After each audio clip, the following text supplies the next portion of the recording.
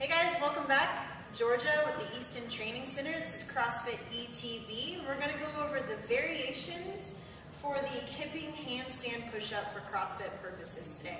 So for the Kipping handstand push-up, there's 4 parts. At any point in time, if that is the part that your athlete is working on, they're going to branch off, count that one for one. Alright, so this is the Kipping handstand push-up. This is what it looks like.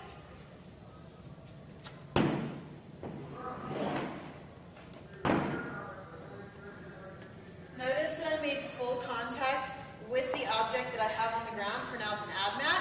And that I had full stability at the top before I kicked out.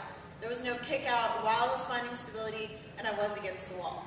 For setup purposes, I'm going to have one ab mat.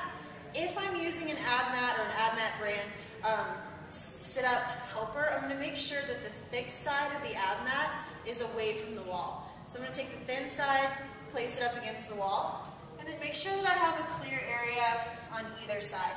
If you want to have a couple ab mats, be sure that they're stacked opposite so that they're not wobbly.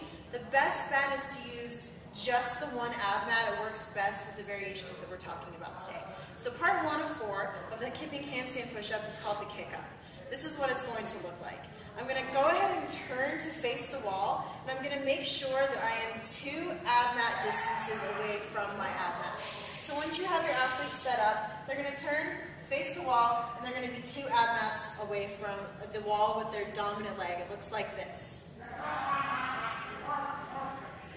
Alright, from there, you're going to make sure that their hands are placed right next to the ab mat, where their fingers come right by the words and slightly in.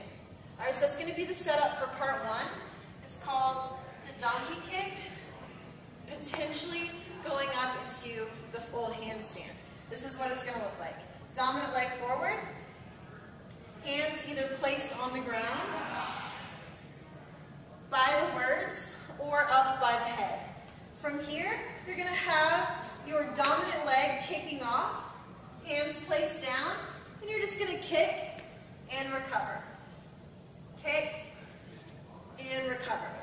From the side, what I'm interested in is having my hands make full contact with the ground so that the full palm and fingers are on the ground, not just the fingertips.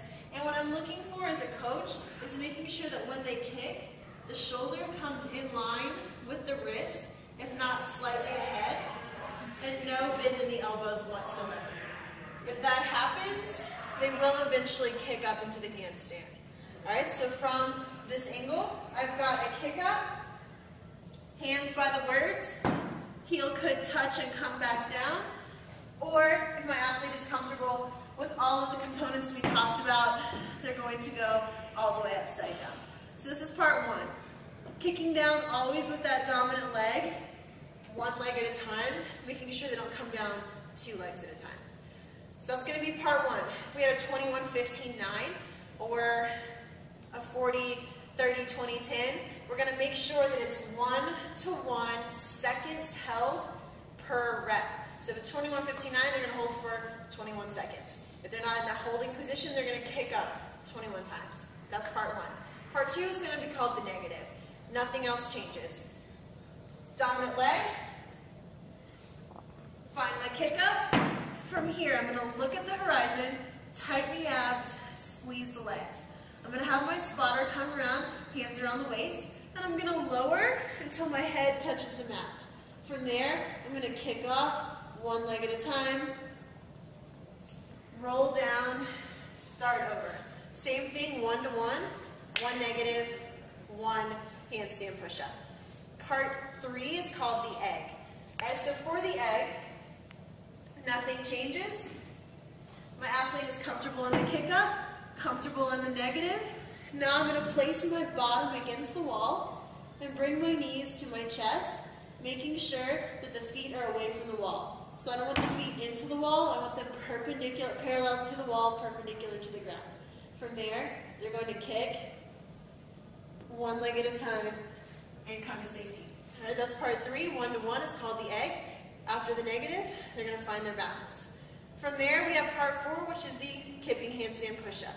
The reason that we have the shins out in front instead of to the side or against the wall.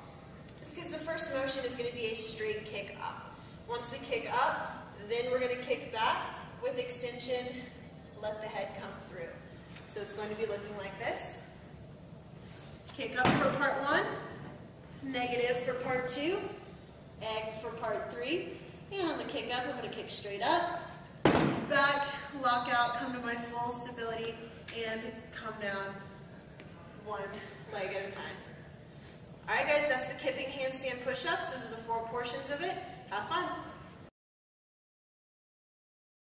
On the hand position, guys, we're going to make sure that the hands are in line with the words, so slightly out and slightly turned in. That makes sure that when the head comes down, the head is more towards the wall than the hands are, so that we're in a bit of a triangle when we land in our support.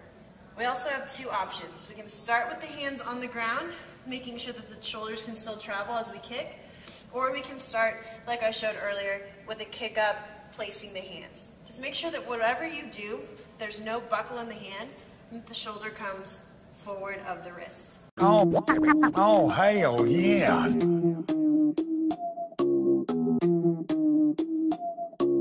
This should be played at high volume. Oh, yeah. Oh, hell yeah. Oh, yeah.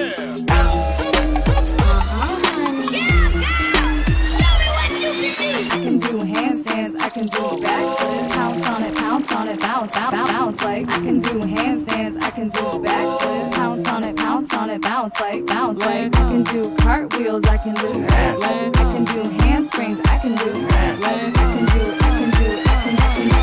anything you can do, I can do better.